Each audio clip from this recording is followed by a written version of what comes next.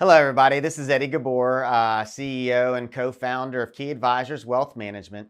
I wanted to shoot this video today to kind of go over what we got wrong so far this year. I think as a fiduciary, one of the number one things you need to make sure that your wealth advisory firm has is accountability. It's great to get the pats on the back when you're right, but you also have to be accountable for when you're wrong. And you also have to be able to learn from the mistakes that you make.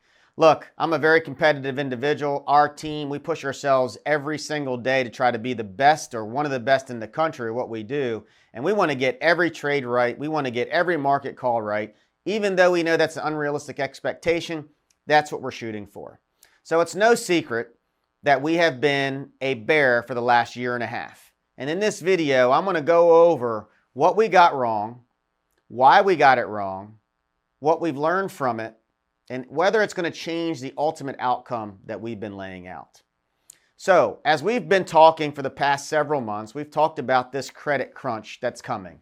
We've talked about the fact that liquidity is drying up. We've talked about the fact that the bond market is signaling that we are heading into a recession if we're not in one right now.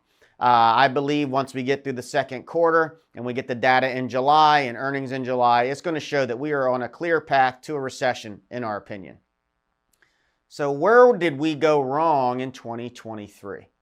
And where we got wrong is we underestimated how reckless, in our opinion, the government was going to get with just spending reckless amounts of money to put a backstop to the market, to put a lipstick on a pig, to make things seem like they are fine. And that moment happened in March when we saw those banks fail. When you take a look at the market, and all you have to do is look at the chart, when those banks started to fail because of the liquidity issues that were out there that we've been warning people about, the government came in and pretty much put a backstop to all depositors. Basically, it didn't matter what you did, you were going to be guaranteed your money. And they were going to do that for any banks that was having any trouble during that period of time. So what that did, and where we miscalculated, is that pretty much acted like stimulus. We know the Fed has been doing QT, taking liquidity out of the system. Well, when they worked together with the FDIC and the Treasury and did this backstop for the banks, it effectively eliminated about 6 months of QT, which basically is stimulus. And that's where we miscalculated. We miscalculated how aggressive they were going to get in regards to providing stimulus into the system, that the Fed's goal was to actually do the opposite. And all you have to do is take a look at the chart from the time when they provided that stimulus to the market as it was heading straight down. It put a backstop to that, and we have pretty much rallied ever since. So what that ultimately did, and where we miscalculated, is we should have recognized that that was going to be stimulus. And we should have recognized that it was going to provide our market call for new lows to get pushed out later. Nothing's changed fundamentally. Matter of fact, I spoke to a technician the other day. He's, in my opinion, known in the industry as one of the best technicians. And he said to me, look, when I look at leading economic indicators and all the macro, we should potentially be at least 1,000 points lower than where we are today in the S&P. But right now, from a technical perspective, the market doesn't care. And there are time periods when the data's telling you one thing, but the market's ignoring it. Now, ultimately, again, we know fundamentals do matter. If they didn't matter, then why the hell would we ever follow it? And if it didn't matter, then we know the banks or the government could just print money endlessly and we never have to worry about a thing. But we know it's not that easy.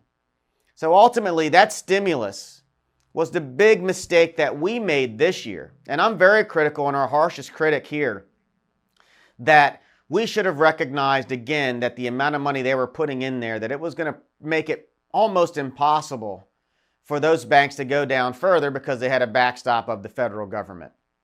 So now as we look forward, the headwinds are going to continue to get tough, if not tougher now, because the Treasury is out of bullets. Now that they've raised the debt ceiling, Secretary Yellen has to replenish the amount of money that she took out of the Treasury general account. At the same time, the Federal Reserve is going to continue doing QT.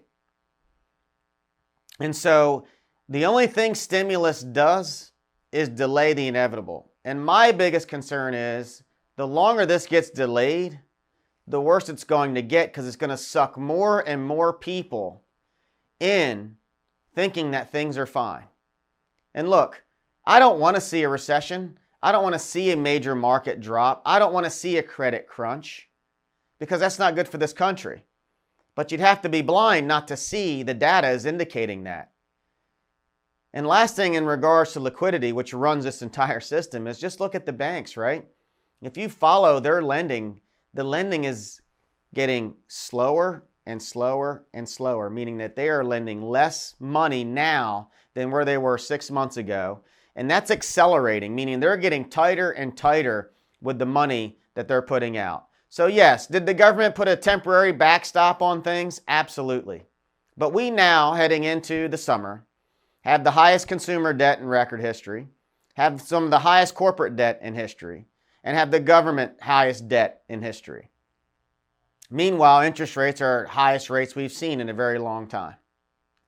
Maybe I'm old school, but I don't think you can borrow your way to prosperity. There is a price to pay for being irresponsible fiscally. And when you borrow too much money and can't afford to pay your bills, there's a big price to pay for that. When that will happen, we'll have to wait and see. But our thesis has not changed. We are going to continue to be cautious for our clients. We will find opportunities this summer, as we have said repeatedly, but we will not go all in, because we think that the worst is yet to come from an overall economic and market perspective. But I wanted to spend some time to be very blunt with you on what we got wrong this year and why it's delaying what we ultimately thought was going to happen sooner than what it did. I will always hold myself and my team accountable to things that we do right as well as wrong, and we will learn from them. So I hope this video helps put some context in regards to where we are right now from a market perspective. But again, more importantly, I just wanted to share with you our honest opinion on why our market call has not hit at the time period that we said it would.